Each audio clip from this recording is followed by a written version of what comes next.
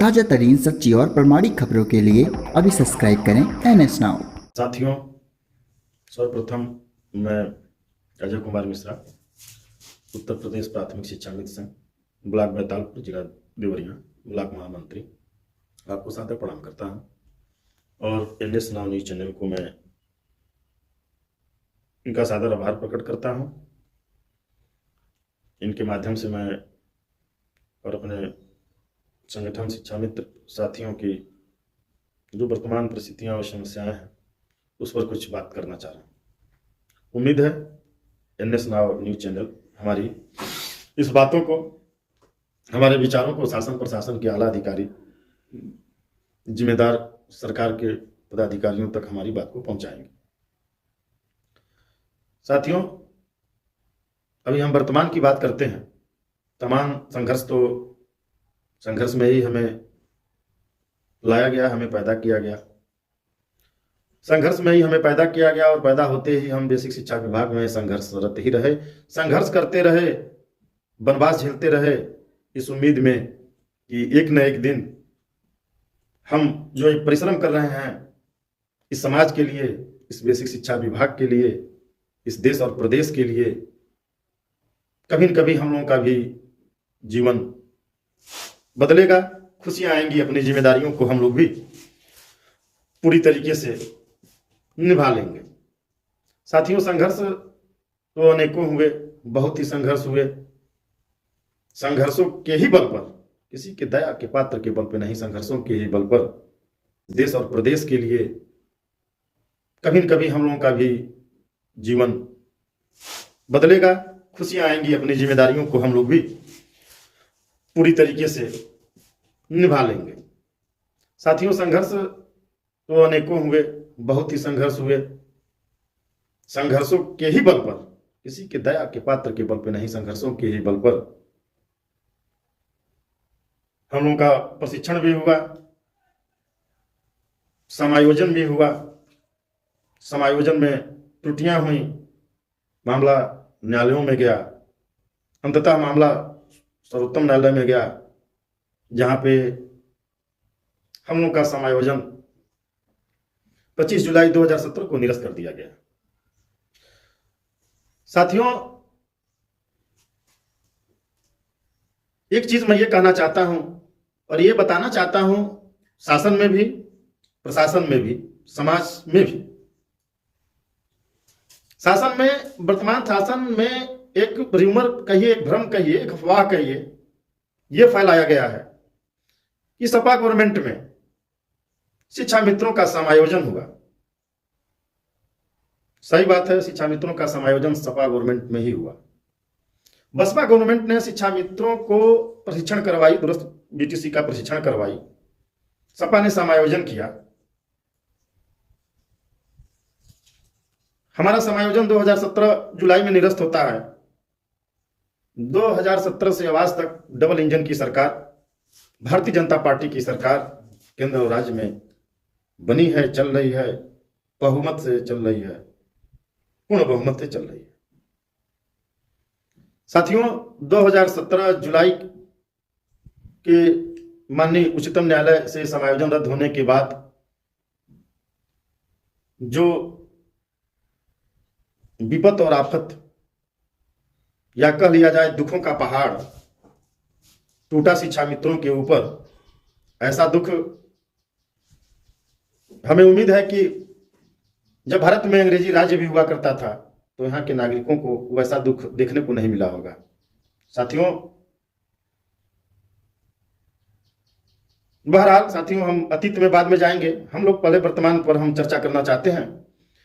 तमाम संघर्षों के बाद 2023 में 18 अक्टूबर को हमारा एक विशाल धरना होता है और हमारे सभी साथी, हमारे सभी सांगठनिक नेता पूरे मनोयोग के साथ धरने में साथ देते हैं, जिसका एक सुखद और एक अच्छा परिणाम होता है कि बेसिक शिक्षा प्रशासन और हमारा उत्तर प्रदेश का वर्तमान शासन दोनों लोगों ने इसका ज्ञान लिया। माननीय प्रमुख सचिव महोदय, हमारे प्रदेश संगठन के माननीय नेताओं को बुला करके हमारी मांगों को देखा, सुना, समझा, विचार किया, लिखित आश्वासन दिया। आज ये अनुभूति वास्तविक में हो रही है कि हमारी बातें बेसिक शिक्षा प्रशासन और वर्तमान उत्तर प्रदेश शासन में सकारात्मक रूप से सुनी जा रही हैं। साथियों, सर्वविदित ये भी आप सभी लोग जानते ही होंगे कि माननीय प्रमुख सचिव के नेतृत्व में एक कमेटी बना दी गई है। जैसा कि हमारे प्रदेश संगठन के हाईकमान नेता बता भी रहे हैं, सभी माध्यमों से बता रहे हैं। कमेटी की बैठक हमारे संगठन के साथ होनी थी। जो हम लोग की मांगे हैं, तमाम बिंदुओं पे चर्चा जो संगठन के साथ ही बैठ के होना है, इसी हफ्ते में वो संभावित था। परंतु जैसा कि बेसिक शिक्षा प्रशासनिक वरिष्ठ अधिकारियों के द्वारा ये हमारे संगठन के प्रदेश स्तर के नेताओं को बताया गया कि विधानसभा का सत्र चलने वाला है और विधानसभा में उठने वाले प्रश्नों का प्रशासन के अधिकारी जवाब तलाशने में तैयारी में लगे हुए हैं, जिसके कारण इधर छुट्टियां भी महापर्व छठ, दीपावली, भैया दूज वगैरह की रहीं, तो व्यस्तताएं सबकी थी। अब इस बैठक को अगले माह दिसंबर में प्रस्तावित कर दिया गया है। साथियों, पूरी उम्मीद है हमारे प्रत्येक शिक्षा मित्र भाइयों बहनों को ये उम्मीद ये जग चुकी है, यह सत्य भी है कि अब जो कुछ भी होगा वो शिक्षा मित्र के हित में ही होगा। सौभाग्य से 2024 का लोकसभा चुनाव भी है। सरकारें कोई भी हो, चुनाव के मद्देनजर कुछ ऐसे समस्याएं, ऐसे मसले पड़े होते हैं जिनका निराकरण वो चुनाव के पूर्व करती ही है। हम लोग को भी उम्मीद है कि ये सरकार 2024 लोकसभा चुनाव के पहले, आचार संहिता के लगने के पहले, हम उत्तर प्रदेश के समस्त शिक्षा मित्रों की जो वाजिब मांगे हैं उसको अवश्य पूरा करेंगे। उनके लिए भी एक सुनहरा अवसर है और हमारे लिए तो समझिए संजीवनी बूटी है। जिस तरह भगवान लक्ष्मण जी युद्ध में के मैदान में मूर्छित हो गए थे और संकट मोचन हमारे बजरंगबली, हमारे हनुमान जी संजीवनी ला करके दिए और उनका पुनः जीवन शुरू हो गया, तो हम लोगों के लिए तो शासन का फैसला यदि हमारी मांगों के अनुरूप आ जाता है तो हम लोग को तो संजीवनी बूटी मिल जाएगी, हम लोग पुनः जीवित हो जाएंगे। मरने के लिए साथियों तो 2017 जुलाई में जब हमारा समायोजन रद्द हुआ, उसके बाद हमारी आत्मा जानती है, प्रत्येक शिक्षा मित्र की आत्मा जानती है कि हम पर क्या गुजरी, हमारे परिवार पे क्या गुजरा, हमारे बच्चों पे क्या गुजरा। ये हम लोग महसूस कर सकते हैं, या तो स्वयं ईश्वरीय सत्ता हमारे आराध्य ही महसूस करते होंगे कि हम लोग के ऊपर क्या बीता। 2017 जुलाई के बाद से प्रत्येक शिक्षा मित्र आज तक चैन की रोटी खुल करके मुस्कुराया नहीं होगा, न चैन की रोटी खाया होगा। उसका प्रत्येक दिन, प्रत्येक पल मानसिक अवसाद में बीतता है, गुजरता है। वह अपनी नैतिक जिम्मेदारियों को निभाने के लिए दिन रात संघर्ष करता है और इसके साथ साथ विद्यालयों में ससमय पहुंच करके शिक्षण कार्य भी करता है, भले ही भारी मन से करता हो, अपनी ड्यूटी को पूरा करता है। साथियों, जितना दुख शिक्षा मित्र झेले,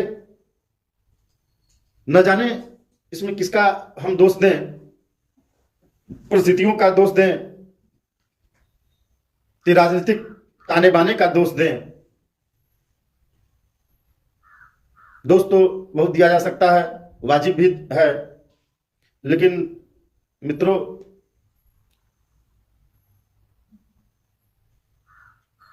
दो 2017 से ही वर्तमान शासन डबल इंजन के रूप में स्थापित हुई। राज्य में भी पूर्ण बहुमत में, केंद्र में भी पूर्ण बहुमत में।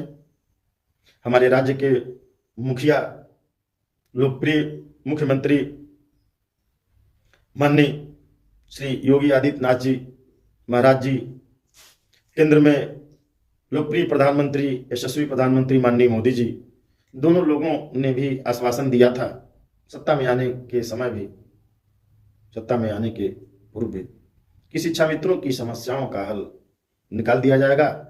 अपने अपने तरीके से दोनों लोगों ने अपने अपने समय की सीमा रेखा भी खींच दी थी। साथियों, पूरी उम्मीद जग गई कि बहुमत की सरकार है, डबल इंजन की सरकार है, राम राज्य के संकल्पना वाली सरकार है। इस सरकार में समायोजन भले ही रद्द हो गया त्रुटियों के कारण, मैं माननीय सर्वोच्च न्यायालय के डिसीजन पर नहीं कुछ कहना चाहता हूं। न्यायालय सर्वोपरि है, न्यायालय की अपनी एक गरिमा है और उसकी गरिमा का पालन करना हम सभी का कर्तव्य है, प्रत्येक भारत के नागरिक का कर्तव्य है। हम न्यायालय के फैसले पर कोई समीक्षा विचार नहीं करना चाहते हैं। समायोजन रद्द होने के बाद भी हमारे अंदर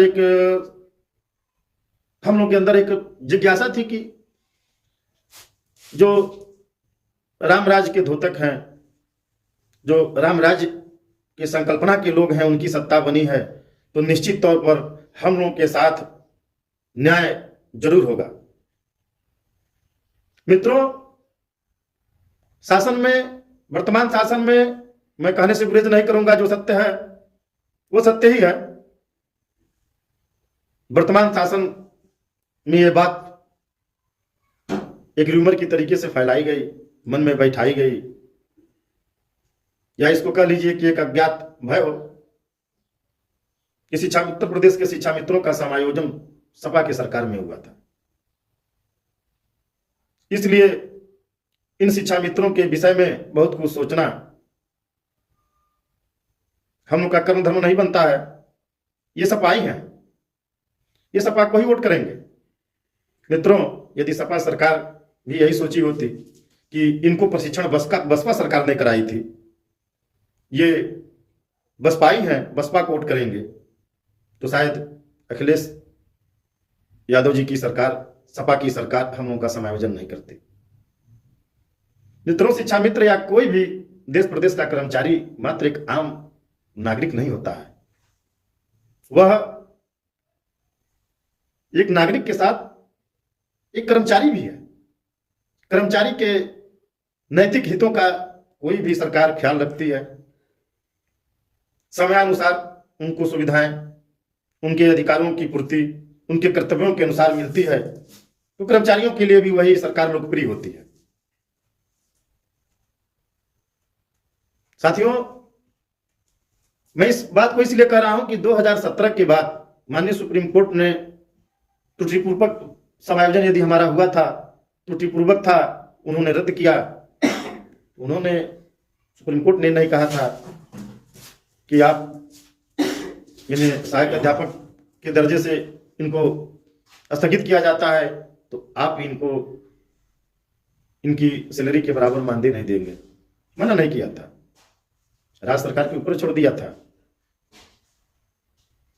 तो ये सरकार को सोचने का विषय था कि अगर यह 2 साल 3 साल पिछली सरकारों के द्वारा समायोजित हुए थे, नियमों की उसमें कुछ त्रुटि रह गई थी, जिसके नाते इनका समायोजन रद्द हुआ है, यह तनख्वाह पाए तो हम इनको उचित मानदेय दे करके भी रख सकते हैं। लेकिन हमें 10,000 पे ला के रखा गया। ये कहा भी जाता रहा सदनों में प्रश्न पूछने पर कि हमने 3500 से इनको 10,000 कर दिया। साथियों, उनके कहने की बात तो सही है, उन्होंने 3500 से 10,000 कर दिया। कभी ये भी सोचना चाहिए था कि ये समायोजित होके परिषदीय अध्यापक बने थे तो ये 40-44 हजार भी तनख्वाह पाए थे। इस महंगाई के युग में साथियों, 10,000 में एक शिक्षा मित्र नियमित अपनी ड्यूटी, अपने बच्चों का भरण पोषण, शिक्षा दीक्षा कैसे करता होगा,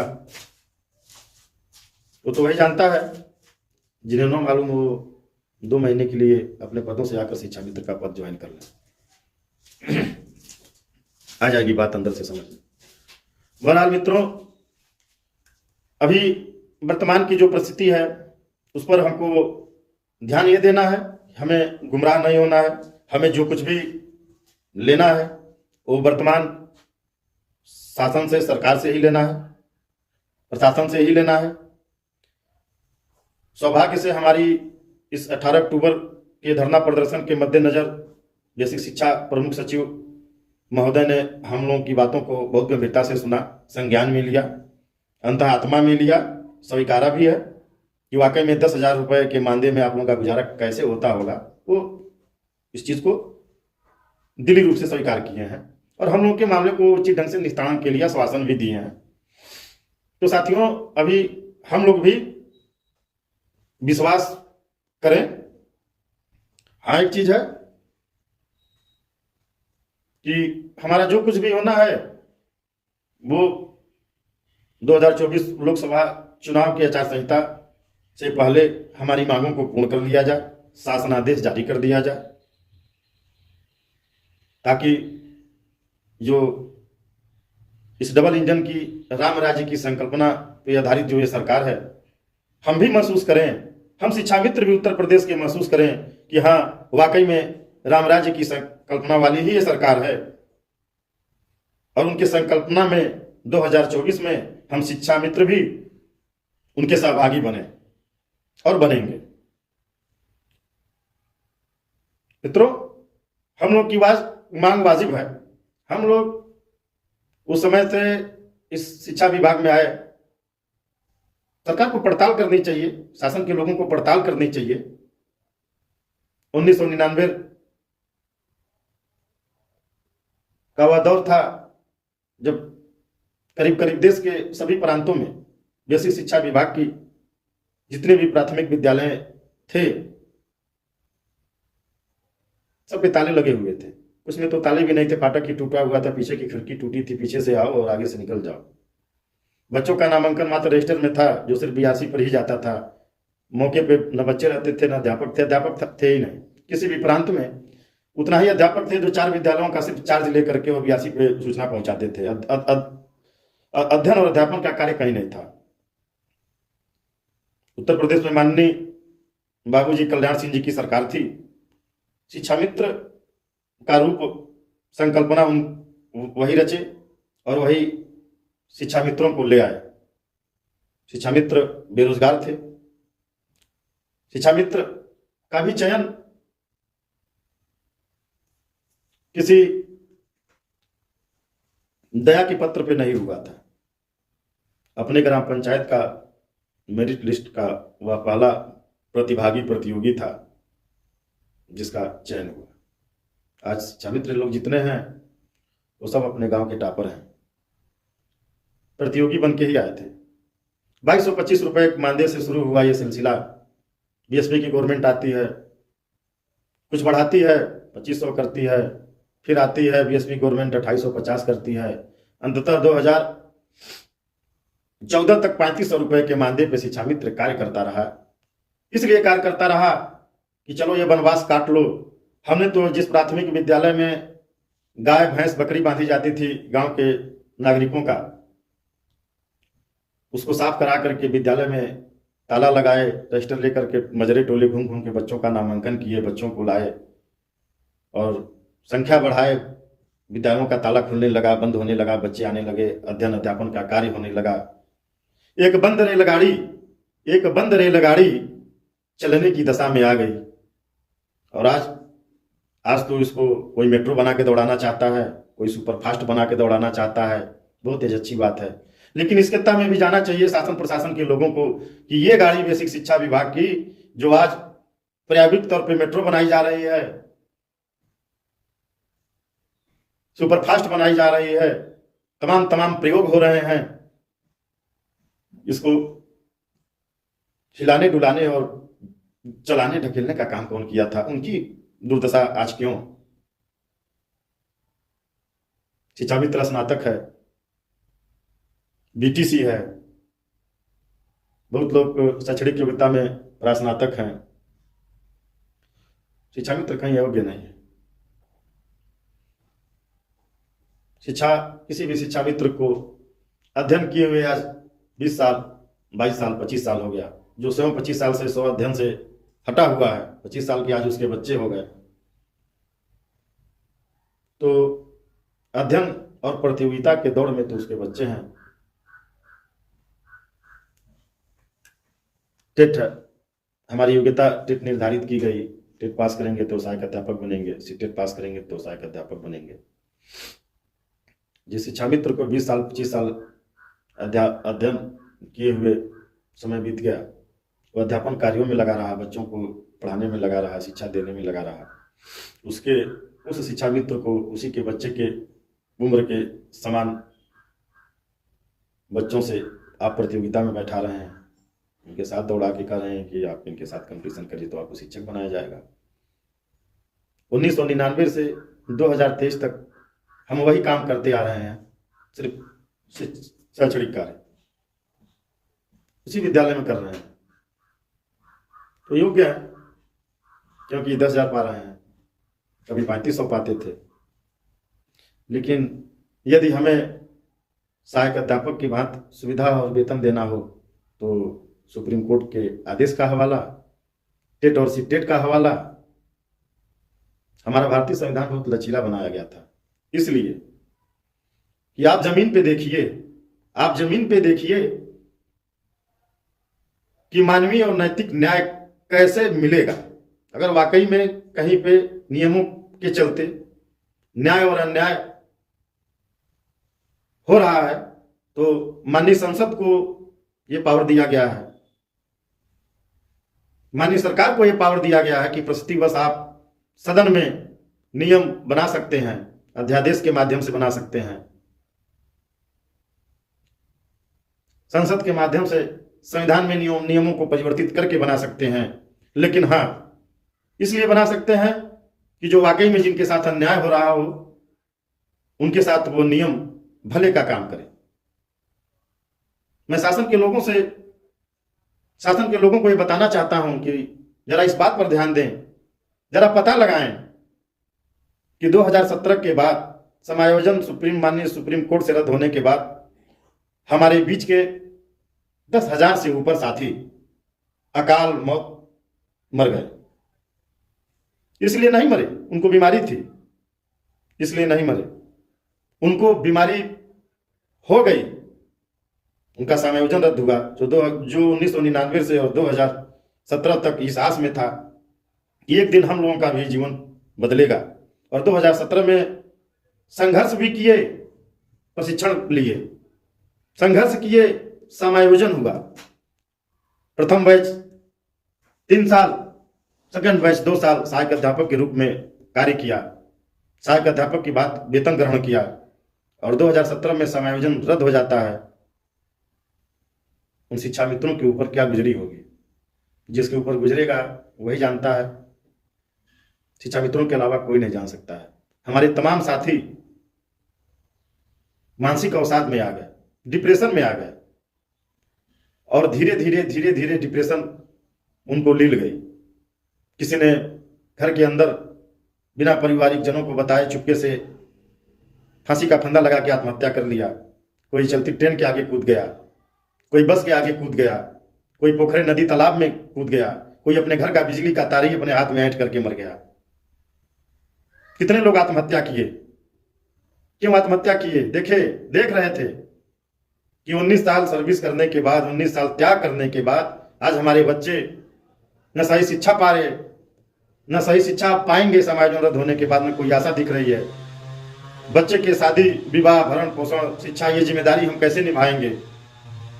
हम लोग के साथ तो बहुत बड़ा घोर अन्याय हुआ है। हम अपनी आंखों से ये दुख नहीं देख सकते, और जिन शिक्षा मित्रों ने ये दुख न झेल पाने की, न सह पाने की शक्ति खो दी, उन लोगों ने आत्महत्या कर लिया। हमारे तमाम साथी सिर्फ डिप्रेशन से मरे, मानसिक अवसाद से मरे। मैं शासन प्रशासन के आला अधिकारियों से कहना चाहता हूं, सभी लोग वरिष्ठ हैं, एक मनोचिकित्सक से आप लोग राय लेके पूछ लीजिए कि डिप्रेशन होता क्या है। अरे किसी का एक्सीडेंट होता है, किसी की आकस्मिक हत्याएं हो जाती हैं, वह एक दिन एक क्षण होता है, पता नहीं चलता है उस व्यक्ति को भी जिसकी मृत्यु अचानक हो जाती है। लेकिन जो एक एक दिन एक एक पल तिल तिल करके अंतोगत्वा अपने प्राण का न्यौछावर करता है, उसकी आत्मा कितनी द्रवित और कितनी कष्ट काट करके निकली होगी, वो डॉक्टर साहब बता देंगे। कोई भी मनोचिकित्सक बता देगा कि डिप्रेशन का मरीज जब मरता है तो उसके दिल और उसके दिमाग पर क्या क्या असर होता है। मित्रों, थोड़ा सा मैं जो दुख दर्द झेला गया, मैं भावुक हो गया था, मैं ज़्यादा डीप पे चला गया था। तो मेरा पुनः यह आग्रह है कि सभी लोग इस पर निगाह लगाए रखें, सजग और सतर्क रहें कि हमें लोकसभा चुनाव 2024 की आचार संहिता के पहले अपनी मांगों को शासन से नम्र निवेदन होकर के पूरा कराना है। हमारे इसी उत्तर प्रदेश के अगल बगल के जितने भी प्रांत हैं, वहाँ सारी जो संविदा के शिक्षक हैं उत्तर प्रदेश में शिक्षा मित्र के नाम से हैं, अन्य राज्यों में विभिन्न विभिन्न नामों से हैं। हमसे बेहतर सबकी स्थिति है, हमसे कई गुना बेहतर स्थिति सब राज्यों की है। तो हमारे संगठन के आला कमान के नेता वही मांग पत्र दिए हैं, तमाम राज्यों का शासनादेश भी दिए हैं। इस लोकप्रिय शासन से मेरा हाथ जोड़ के विनम्र निवेदन है कि उसी में से एक अच्छा सा इस उत्तर प्रदेश के शिक्षा मित्रों को भी एक शासनादेश यहाँ से भी जारी करके हम लोगों को काल कौलित होने से बचा लिया जाए। भगवान राम राज्य की संकल्पना पे आधारित अगर यह शासन है, तो अगर हम लोग को इस संकट से ये शासन उबारती है, तो हम भी लोग संकल्प लेते हैं कि इस राम राज्य के अवधारणा वाली सरकार के साथ कंधा से कंधा मिला के रहेंगे। और इसी के साथ हम उत्तर प्रदेश शासन के समस्त माननीय विधानसभा सदस्य, लोकसभा सदस्य से भी यह विनम्र प्रार्थना करता हूं कि हम उत्तर प्रदेश के समस्त शिक्षा मित्रों की बातें, हमारी मांगों को माननीय लोकप्रिय मुखिया संत हृदय श्री योगी आदित्यनाथ महाराज जी से भी बात को पहुंचावें और हम लोगों का यह संकट या कष्ट दूर कराने की महती कृपा करें। हम लोग सदैव आपके आभारी रहेंगे। साथियों, इसी के साथ हम अपनी बातों को विराम देते हैं। NS नाव न्यूज़ चैनल का मैं सादर आभार ज्ञापित करता हूं कि हमारी इन बातों को शासन और प्रशासन के लोगों के बीच में उन तक जहां तक हो सके हमारे इस दुख दर्द, हमारे निवेदन को पहुंचाने का कष्ट करें। जय हिंद, जय भारत।